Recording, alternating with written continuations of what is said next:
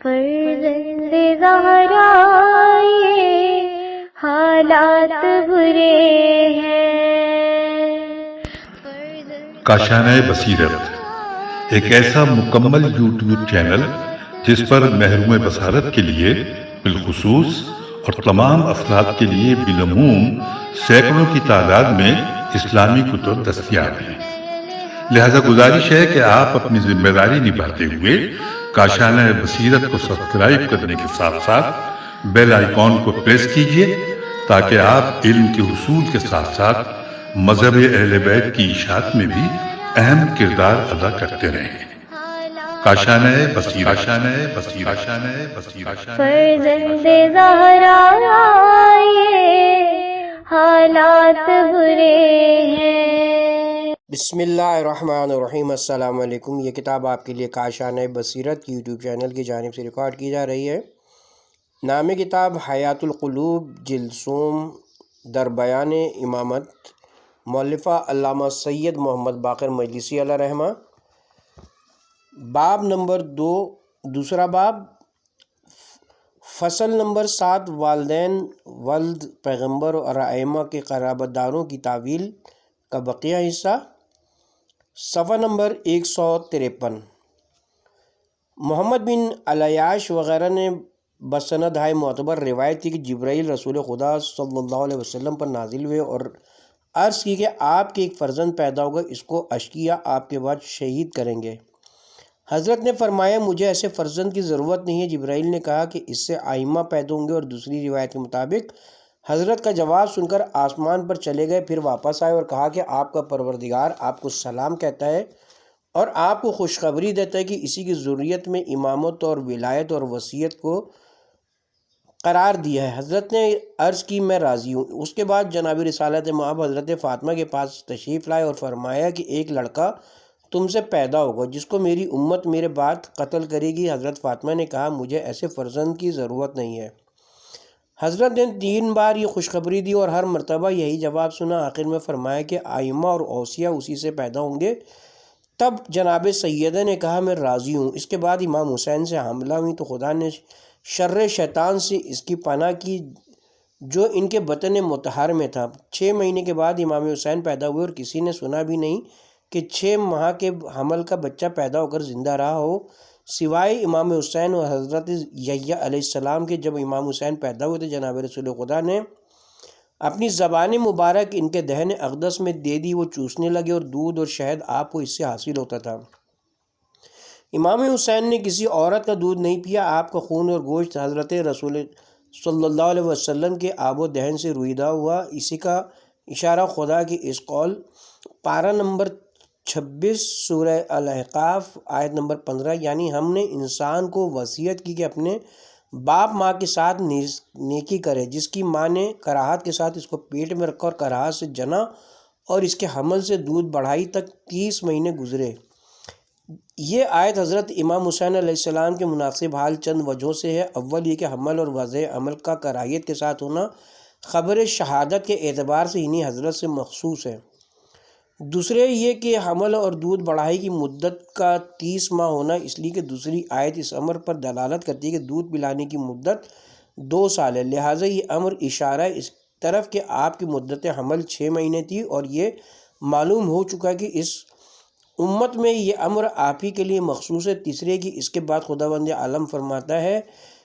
آیت مذکورہ بالا، یعنی یہاں تک کہ وہ حد بلوغ کو پہنچا اور 40 سال کا ہوا تو کہا خداوندہ مجھ کو الہام کر اور توفیق دی کہ میں تیری ان نعمتوں کا شکر ادا کروں جو تو نے مجھے اور میرے باپ ماں کو عطا فرمائی ہے، اور یہ کہ میں ایسا عمل کروں جسے تو پسند کرے، اور یہ سب انہی حضرت کے مناسب حال ہے کیونکہ حضرت کی امامت 40 سال کی عمر میں تھی۔ اور اس کے بعد فرمایا ہے میرے لیے میری بعض ذریت کی اصطلاح فرما، یعنی ان میں سے، اور یہ بھی انہی حضرت کے حال کے مطابق یہ کہ دعا اپنی ذریت میں سے اماموں کے لیے کر رہے ہیں، لہٰذا دعا ان میں سے بعض کے لیے کی، کیونکہ ایسا نہیں ہو سکتا تھا کہ سب کے سب امام ہوں۔ چنانچہ حضرت صادق علیہ السلام فرماتے ہیں کہ اگر اصلاح ذریتی فرماتے تو بے شک تمام ذریت امام ہوتی، اور پارہ نمبر 15 سورہ بنی اسرائیل آیت نمبر 26 کی تفسیر میں عامہ و خاصہ کے طریقے سے بہت سی حدیثیں وارد ہوئی ہیں کہ ذوالقربہ سے مراد جناب فاطمہ ہیں اور حق سے مراد فدق ہے، اور اس آیت کے نازل ہونے کے بعد جناب رسول خدا نے فاطمہ کو طلب فرمایا اور فدق ان کے حوالے کر دیا، اور ان حدیثوں میں سے ہر ایک کے ذکر کے دوسرے مقامات ہیں جو انشاءاللہ اپنے اپنے مقامات پر بیان کی جائیں گی۔ اس کے ساتھ ہی فصل نمبر 7 والدین ولد پیغمبر اور ائمہ کے قرابت داروں کی تعویل اپنے اختتام کو پہنچی، اور آغاز ہوتا ہے فصل نمبر 8 قرآن میں امانت سے مراد امامت ہے۔ صفحہ نمبر 155 8ویں فصل اس بیان میں کہ قرآن میں امانت سے مراد امامت ہے، اور اس میں 2 آیتیں ہیں۔ پہلی آیت خدا فرماتا ہے پارہ نمبر 5 سورہ نساء آیت نمبر 58، بے شک خدا تم کو حکم دیتا ہے کہ امانتوں کو ان کے مالکوں کو ادا کر دو اور لوگوں کے درمیان فیصلہ کرو تو انصاف کے ساتھ فیصلہ کرو، بے شک خدا تم کو جس کی نصیحت کرتا ہے وہ تمہارے لیے بہتر، اور بے شک خدا سننے والا اور دیکھنے والا ہے۔ اس آیت کی شان نزول میں مفسروں کے درمیان اختلاف ہے، اور ان میں چند اقوال ہیں۔ اول یہ کہ ہر شخص کے بارے میں ہے جس کو لوگ کوئی امانت سپرد کریں، اور خدا کی امانتیں اس کے اوامر و نواہی، اور بندوں کی امانتیں وہ چیزیں ہیں مثل مال وغیرہ کے جس پر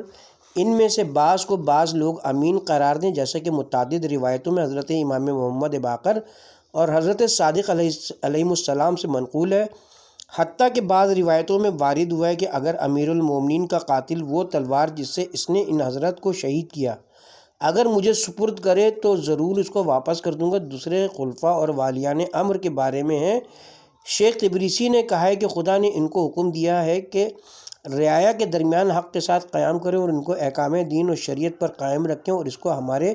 اصحاب نے امام محمد باقر اور امام جعفر صادق علیہ السلام سے روایت کی ہے کہ اگر ان حضرات نے فرمایا کہ خدا نے ہر امام کو حکم دیا کہ اپنے بعد کے امام کو امامت سپرد کریں، اور اس قول کا معیدہ یہ ہے کہ خدا نے رعایا کو والیان امر کی اطاعت کا حکم دیا ہے، اور اماموں نے فرمایا کہ 2 آیتیں ہیں، ایک ہمارے لیے اور ایک تمہارے واسطے، ایک تو مذکورہ آیت ہے اور دوسری یا ایھا الذین آمنوا اطیعوا اللہ و اطیعوا الرسول و اولی الامر منکم۔ تبریسی کہتے ہیں کہ یہ قول بھی قول اول میں داخل ہے، کیونکہ یہ بھی ان چند چیزوں میں سے ہے جن پر خدا نے ائمہ صادقین کو امین قرار دیا ہے۔ اسی طرح امام محمد باقر علیہ السلام نے فرمایا ہے کہ نماز، روزہ، زکوٰۃ اور حج کا ادا کرنا بھی امانتوں میں سے ہے، اور ان باتوں میں سے نیز غنیمت اور صدقات کا تقسیم کرنا، اور ان کے علاوہ وہ تمام چیزیں جو رعایا کے حق سے تعلق رکھتی ہیں، اور خدا نے ان کا حکم والیان امر کو دیا ہے۔ تیسرے یہ کہ رسول خدا سے خطاب ہے کہ عثمان بن طلحہ کو کعبے کی کنجی واپس کر دیں، جسے فتح مکہ کے موقع پر اس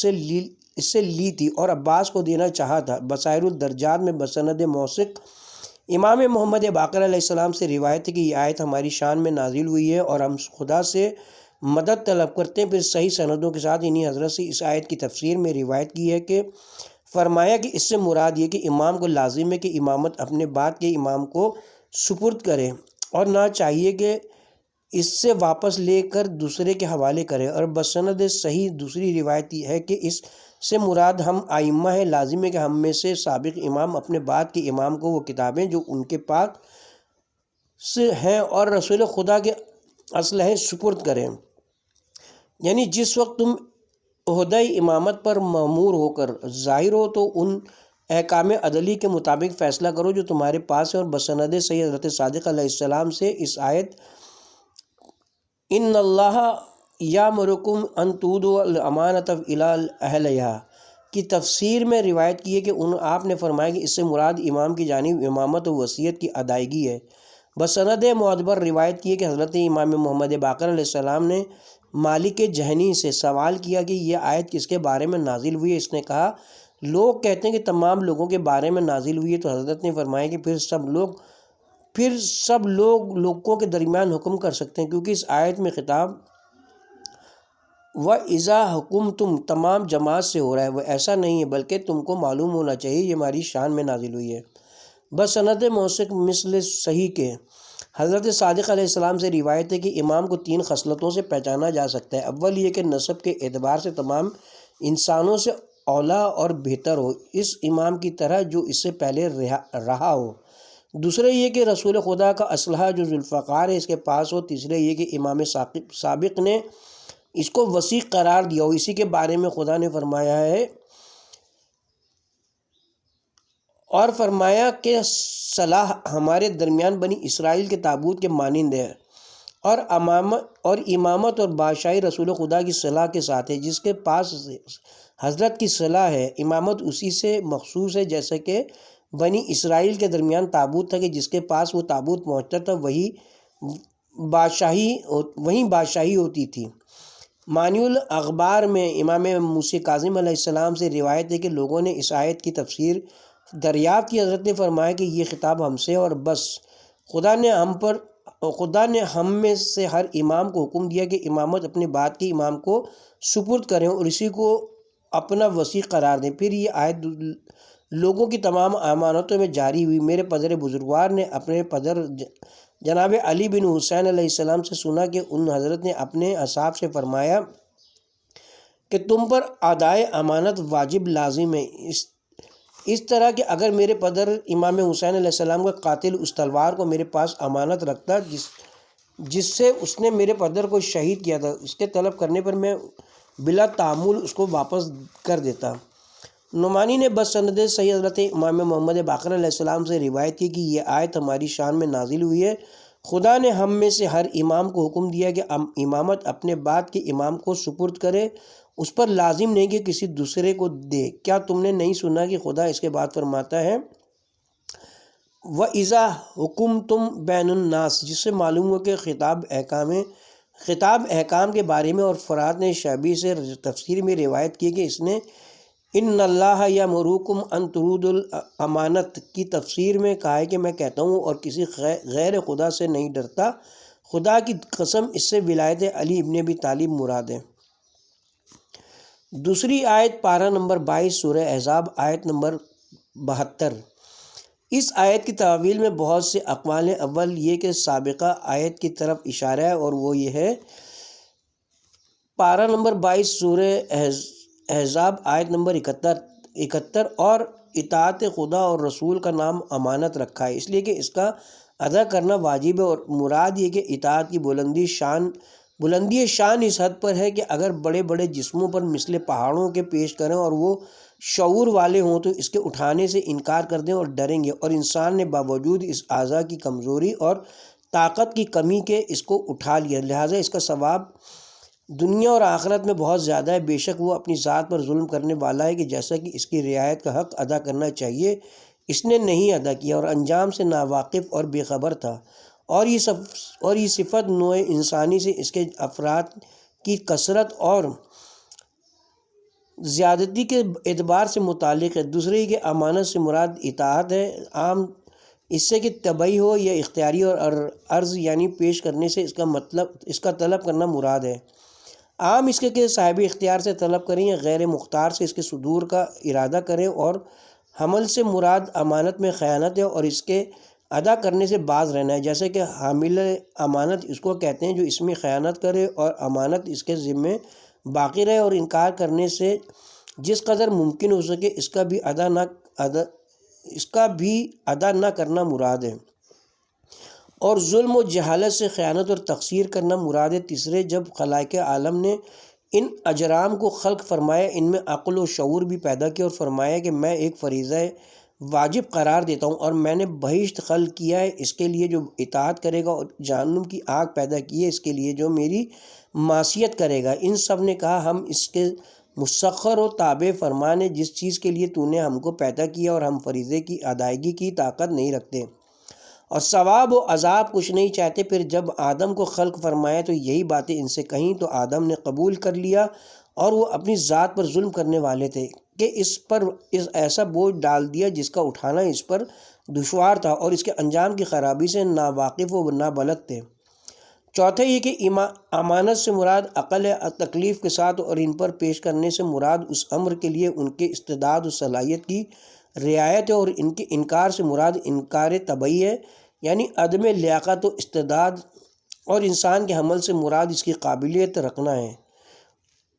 اور مظلوم و جہول ہونے سے مطلب ہے شہوانی اور غضبی قوتوں کا اس پر غلبہ ہے۔ اور بعضوں نے کہا ہے کہ امانت محبت سے کنایہ ہے، اور حضرات صوفیہ نے دوسری وجہیں بیان کی ہیں اور اس کی تعویلیں جو حدیثوں میں وارد ہوئی ہیں چند یہ کہ کافی وغیرہ میں حضرت امام محمد باقر علیہ السلام سے روایت کی ہے کہ امانت سے مراد امیر المومنین کی ولایت ہے، اور عیون مانی الاخبار میں روایت ہے کہ امام رضا علیہ السلام سے لوگوں نے اسی آیت کی تفسیر دریافت کی۔ حضرت نے فرمایا کہ امانت سے مراد ولایت ہے، جو بغیر حق کے اس کا دعویٰ کرے وہ کافر ہے۔ اور مانی الاخبار میں بسند صحیح حضرت صادق علیہ السلام سے روایت کی کہ امانت سے ولایت مراد ہے، اور انسان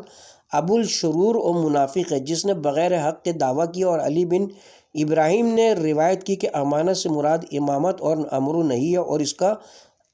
امامت سے مراد ہونے کی یہ دلیل ہے کہ خدا نے ائمہ اطہار سے خطاب فرمایا ہے ان اللہ یامرکم ان تؤدوا الامانۃ الی اہلہا، لہٰذا مراد یہ کہ امامت کو آسمانوں اور زمینوں اور پہاڑوں پر پیش کیا۔ ان سب نے انکار کیا اس سے کہ اس کا ناحق دعویٰ کریں یا اس کو اس کے اہل سے ناحق غضب کریں اور اس کے اہل سے ڈرے، اور اس کو انسان نے اٹھا لیا یعنی غضب کیا، اس لیے کہ وہ ظالم اور جاہل تھا، تاکہ خداوند عالم منافق مردوں اور منافقہ عورتوں اور مشرک اور مردوں اور مشرکہ عورتوں پر عذاب کرے، اور مومن مردوں اور مومنہ عورتوں کی توبہ قبول کرے، اور خدا بخشنے والا اور مہربان ہے۔ یہ ترجمہ اس کے بعد والی آیت کا ہے۔ اور بصائر اور کافی میں بسند معتبر حضرت صادق علیہ السلام سے روایت کی ہے کہ امانت سے مراد ولایت امیر المومنین علی بن ابی طالب ہے۔ نیز بسار میں حضرت صادق علیہ السلام سے روایت کی ہے کہ امانت کا مطلب ولایت ہے۔ آسمان اور زمین اور پہاڑوں نے انکار کیا اس سے کہ اس کو اٹھائیں اور اس کے اٹھانے میں کافر ہوں، اور جس انسان نے ناحق اس کو اٹھا لیا وہ وہی مشہور منافق تھا۔ اور ابن شہر عشوب نے مناقب میں مقاتل سے روایت کی کہ محمد بن حنفیہ نے حضرت علی علیہ السلام سے سنا کہ آپ نے اس آیت ان ارزنا علی امانتہ کی تفسیر میں فرمایا کہ حضرت احدیت عزائے سمہ نے میری امامت ساتوں آسمانوں پر ثواب و عقاب کے ساتھ پیش کی۔ جواب دیا کہ خداوندہ ثواب و عذاب کی شرط کے ساتھ ہم نہیں قبول کرتے، لیکن بغیر ثواب و عذاب کے اٹھانے کو تیار ہیں۔ پھر میری امانت اور ولایت کو پرندوں پر پیش کیا تو سب سے پہلے جو پرندے ایمان لائے وہ باز سفید و قبرات تھے، اور سب سے پہلے جن طائروں نے انکار کیا وہ الو اور عنقا تھے، لہٰذا الو دن کے وقت ظاہر نہیں ہو سکتا اس بغض کے سبب سے جو تمام پرندے اس سے رکھتے ہیں، اور عنقا دریاؤں میں چھپ گیا کہ کوئی اس کو نہیں دیکھتا۔ اور بے شک میری امامت خدا نے زمینوں پر پیش کی جو خطے میری ولایت پر ایمان لائے ان کو خدا نے طیب و طاہر قرار دیا، اور ان میں سبزے اور ان کے پھل شیریں اور لذیذ قرار دیا، اور ان کے پانی کو صاف اور شیریں بنایا۔ اور جن زمین کے ٹکڑوں نے میری امامت و ولایت سے انکار کیا ان کو شورزار بنا دیا، اور ان کے پھلوں کو تلخ و بدمزہ بنا دیا، اور اس کے پانی کو کھاری کر دیا۔ اس کے بعد فرمایا یا حملہ الانسان، یعنی اے محمد تمہاری امت نے ولایت امیر المومنین اور ان کی امامت کو ان تمام ثواب و عقاب کے ساتھ جو اس میں ہیں اٹھا لیا۔ بے شک انسان اپنی ذات پر بہت ظلم کرنے والا اور اپنے پروردگار کے امر سے ناواقف تھا، یعنی جس نے حق ولایت کو اس کے مقتضات کے مطابق ادا نہیں کیا، ظالم اور اپنے نفس پر زیادتی کرنے والا تھا۔ بصائر میں حضرت صادق علیہ السلام سے روایت ہے کہ ہماری ولایت کو آسمانوں اور زمینوں اور پہاڑوں اور شہروں پر پیش کیا مگر انہوں نے مثل اہل کوفہ کی قبول نہ کیا۔ تفسیر فرات میں حضرت فاطمہ زہرا سے روایت کی ہے کہ جناب رسول خدا صلی اللہ علیہ وسلم نے فرمایا کہ جب مجھے شب معراج میں آسمان پر لے گئے اور میں سدرۃ المنتہا سے گزرا اور قاب قوسین و ادنیٰ کے درجے تک پہنچا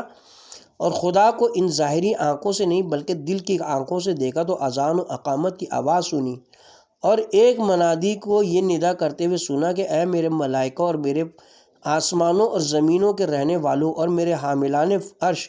تم سب گواہی دو کہ میں خدا یگانہ ہوں اور میرا کوئی شریک نہیں۔ سب نے کہا ہم نے گواہی دی اور اقرار کیا۔ پھر آواز آئی کہ تم سب یہ بھی گواہی دو کہ محمد میرا بندہ اور میرا رسول ہے۔ کیا ہم نے گواہی دی اور اقرار کیا؟ امام محمد باقر علیہ السلام فرماتے ہیں کہ جس وقت ابن عباس اس حدیث کو ذکر کرتے تھے کہ یہ وہی امانت ہے جس کا ذکر خدا نے قرآن میں بائیں الفاظ فرمایا ہے، خدا کی قسم امانت میں اور ان سب کو کچھ دینار و درہم اور نہ زمین کے خزانوں میں سے کوئی خزانہ سپرد کیا۔ خدا نے آسمانوں، زمینوں، پہاڑوں کو قبل اس کے کہ آدم کو خلق کرے یہ وحی کی کہ میں محمد کی ذریت کو خلیفہ قرار دیتا ہوں، تو تم اس کے ساتھ کیا کرو گے؟ جب وہ تم کو بلائیں تو تم قبول کرو اور دشمنوں کے مقابلے میں ان کی اطاعت اور مدد کرو۔ یہ سن کر آسمان، زمین اور پہاڑ سب اس اطاعت سے ڈرے جس کا خدا نے ان کو حکم دیا تھا، لیکن اولاد آدم نے قبول کر لیا اور یہ تکلیف ان کے لیے مقرر کر دی گئی۔ پھر امام باقر علیہ السلام نے فرمایا کہ اولاد آدم نے قبول کر تو لیا لیکن اس کو پورا نہیں کیا۔ مترجم فرماتے ہیں ان احادیث اور ان کے مثل دوسری حدیثوں کی تعویلیں چند وجہوں کے ساتھ ہو سکتی ہیں۔ پہلی وجہ یہ ہے کہ امانت سے مراد مطلق تکلیف اور ولایت کی تخصیص اس اعتبار سے ہو کہ ولایت تمام تکلیفوں میں سب سے بڑی شرط ہے اور امت میں اختلاف کا سبب ہے، اور حضرت ابو بکر وغیرہ کی تخصیص اس اعتبار سے ہو سکتی ہے کہ ظاہراً ان لوگوں نے منافقانہ طور سے بیعت کی اور خود دوسروں سے پہلے بیعت توڑ دی اور دوسروں کی بیعت توڑنے کا سبب بھی ہوئے، یعنی ان کی یہ بیعت کرنا اور امیر المومنین کی بیعت توڑنا دوسروں کے لیے بھی بیعت توڑنے کا باعث ہوا۔ لہٰذا حمل کرنے سے مراد ولایت کا قبول کرنا ہے، اور اس کی تائید یہ ہے کہ امانت سے مراد تکالیف ہے اور حمل سے مراد اس کا قبول کرنا ہے، جیسا کہ ابن شہر آشوب اور دوسرے محدثین نے روایت کی کہ جب نماز کا وقت داخل ہوتا تھا تو امیر المومنین علیہ السلام کا جسم مبارک کانپنے لگتا تھا اور رنگ چہرے مبارک کا متغیر ہو جاتا تھا۔ جب لوگ پوچھتے تھے کہ آپ کو یہ کیا ہوتا ہے تو فرماتے تھے کہ ادائے امانت کا وقت آ پہنچا، جس کو آسمانوں اور زمینوں پر پیش کیا اور ان سب نے اس کے اٹھانے سے انکار کیا اور ڈرے، لیکن انسان نے اس کو قبول کر لیا، اور میں نہیں جانتا کہ یہ بار جس کو میں نے قبول کر لیا درست ادا کروں گا یا نہیں۔ دوسری وجہ یہ کہ الانسان کا الف اور لام عہد کا ہو اور اس سے مراد ابو بکر ہوں، اور ولایت کثرہ کے ساتھ ہو جس کے معنی خلافت اور امارت ہو، اور عرض پیش کرنے سے یہ مراد ہو کہ ان کو القاء کیا کہ کیا یہ تم کو منظور ہے کہ ناحق امامت کا دعویٰ کرو اور خدا کی عقوبتوں کو برداشت کرو، اور وہ اس عذاب سے ڈرے اور انکار کیا اور عذاب کا علم ہونے کے باوجود اس روز اس بار کو اٹھا لیا۔ تیسری وجہ ان دونوں وجہوں کی بنا پر حمل سے مراد خیانت ہو، یعنی قبول نہ کرنا، جیسا کہ پہلے مذکور ہو چکا، لیکن دوسری وجہ زیادہ مناسب ہے۔ اس کے ساتھ ہی یہاں پر حاشیہ اپنے اختتام کو پہنچا، اور ساتھ ہی 8ویں فصل قرآن میں امانت سے مراد امامت ہے کا بیان بھی اپنے اختتام کو پہنچا۔ آغاز ہوتا ہے 9ویں فصل صفحہ نمبر 162۔ 9ویں فصل ان آیتوں کے بیان میں جو اہل بیت کی پیروی کے واجب ہونے پر دلالت کرتی ہیں۔ خدا تعالیٰ فرماتا ہے پارہ نمبر 5 آیت نمبر 59 سورہ نساء، پھر فرمایا ہے پارہ نمبر 5 سورہ نساء آیت نمبر 83، پھر فرمایا ہے پارہ نمبر 5 سورہ نساء آیت نمبر 54۔ پارہ نمبر 5 سورہ نساء آیت نمبر 83 کا ترجمہ، پہلی آیت کا ترجمہ یہ کہ اے وہ لوگو جو خدا اور رسول پر ایمان لائے، خدا کی اطاعت کرو اور رسول کی، اور ان لوگوں کی اطاعت کرو جو تم میں صاحبان امر ہیں اور جن کا حکم تم پر جاری ہے۔ تو اگر کسی معاملے میں تم آپس میں نزاع کرو تو اس کو خدا اور رسول کے سامنے پیش کرو، اگر تم لوگ در حقیقت خدا اور روز آخرت پر ایمان لائے ہو، یہ تمہارے لیے بہتر ہے اور اس کا انجام زیادہ نیک ہے۔ پھر فرمایا ہے پارہ نمبر 5 سورہ نساء آیت نمبر 83، دوسری آیت کا ترجمہ یہ ہے کہ اگر یہ لوگ امن اور خوف کی خبر کو مشہور کرنے سے پہلے رسول اور اولی الامر کے سامنے پیش کر دیا کریں اور روایت مطلقہ کے موافق امر کو رسول اور اولی الامر کی جانب جو ان میں ہیں پیش کریں تو بے شک وہ لوگ سمجھ لیں گے کہ استنباط کرتے ہیں اور اس کا علم اس جماعت سے حاصل کرتے ہیں یا ظاہری روایتوں کے مطابق اولی الامر سے اخذ کرتے ہیں۔ جاننا چاہیے کہ مفسروں نے اولی الامر کی تفسیر میں اختلاف کیا۔ مفسران عامہ میں سے بعض نے کہا ہے کہ وہ امراء اور لشکر کے سردار اور بادشاہ لوگ ہیں، اور انہی میں سے بعض کا قول ہے کہ اولی الامر سے مراد امت کے علماء اور علماء امامیہ کا اس پر اتفاق ہے کہ اس سے مراد ائمہ آل محمد علیہ السلام ان روایتوں کی بنا پر جن کا ذکر کیا جائے گا، اور یہ کہ اولی الامر اس کو کہتے ہیں جو امر میں اختیار رکھتا ہو اور چونکہ کسی قید سے مقید نہیں ہے اس سے تمام دین و دنیا کے معاملات میں اختیار مطلق رکھنے والا ہے تمام دین و دنیا کے معاملات میں اختیار مطلق رکھنے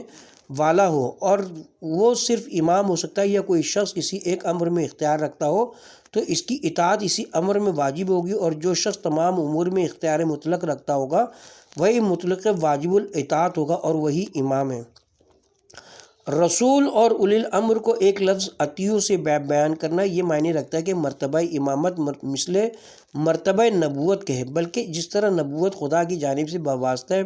ملک رسالت ہے، اسی طرح فی الحقیقت امامت بھی نبی کے واسطے سے ایک نبوت ہے۔ اسی سبب سے اولی الامر کی اطاعت نبی کی اطاعت کے مانند ہے، اسی لیے رسول اور اولی الامر کے درمیان لفظ اطیعوا نہیں استعمال کیا۔ اس کے برخلاف مرتبہ نبوت اگرچہ بہت بڑا مرتبہ ہے لیکن مرتبہ الوہیت کے مانند نہیں ہے، اسی کی طرف خدا اور رسول کے درمیان لفظ اطیعوا سے اشارہ ہے۔ جب خداوند عالم نے اس جماعت کی اطاعت کو اپنی اور اپنے رسول کی اطاعت سے متصل قرار دیا تو بے شک ایک جماعت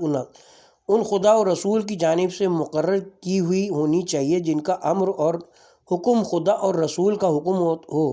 تاکہ ان کی اطاعت خدا اور رسول کی اطاعت کی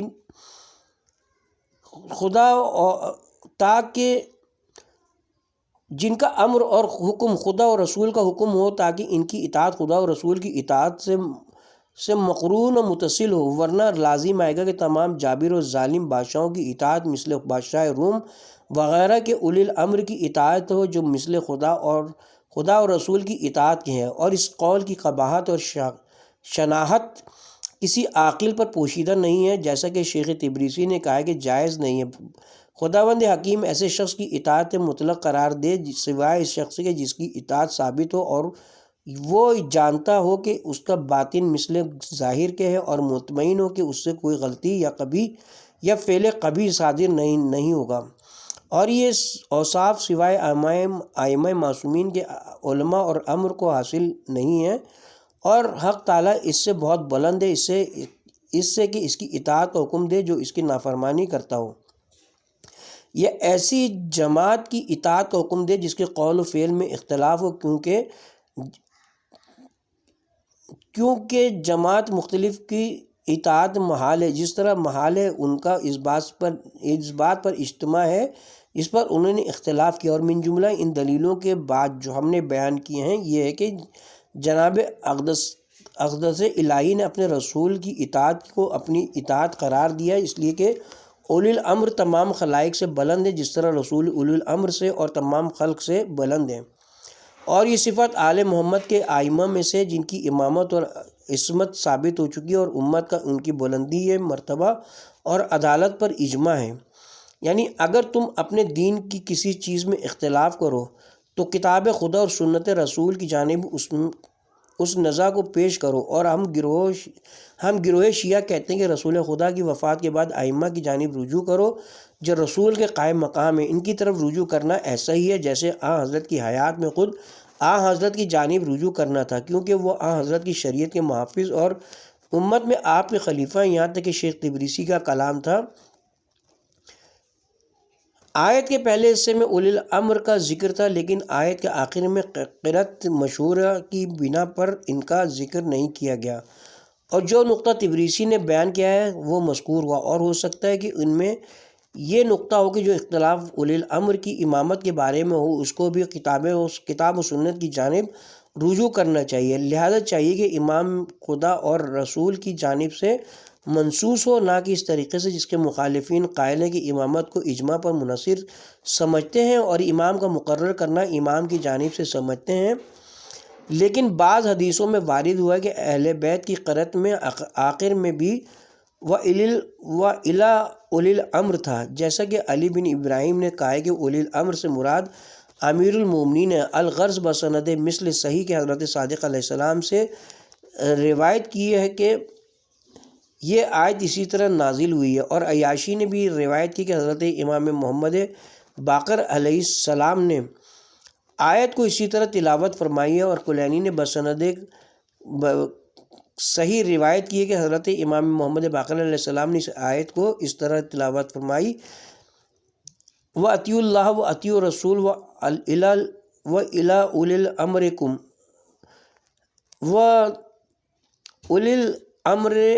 أُولِي الْأَمْرِ مِنْکُمْ۔ پھر حضرت نے فرمایا کہ کیونکہ ان کی اطاعت کا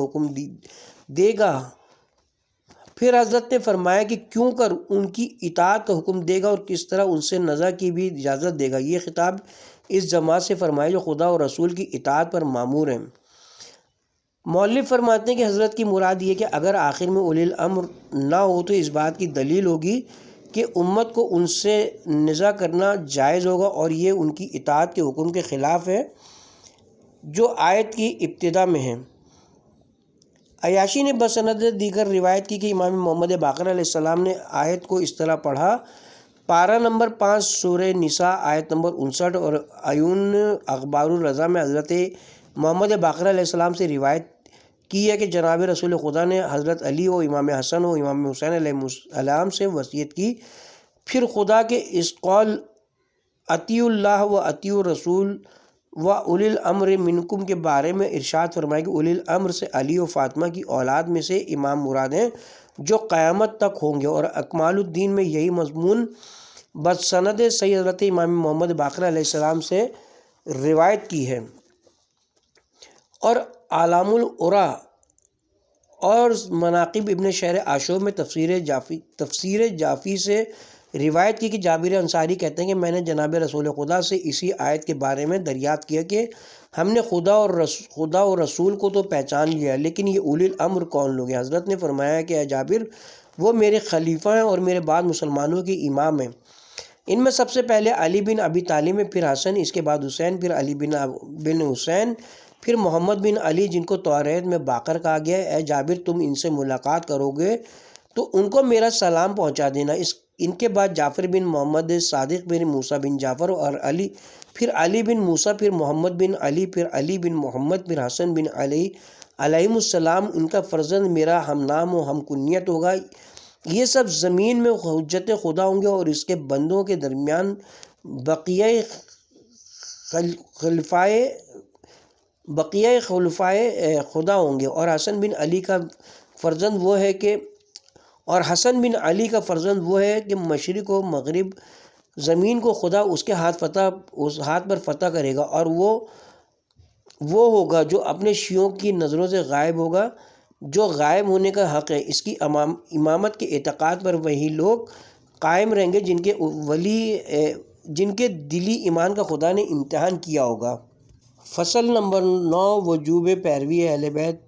پر قرآنی آیتیں کا بیان ابھی جاری ہے، اور یہاں پہ ہم کتاب کے پارٹ نمبر 14 کا اختتام کرتے ہیں، اور پارٹ نمبر 15 کا آغاز فصل نمبر 9 وجوب پیروی اہل بیت پر قرآنی آیتوں کے بقیہ حصے سے کریں گے انشاءاللہ۔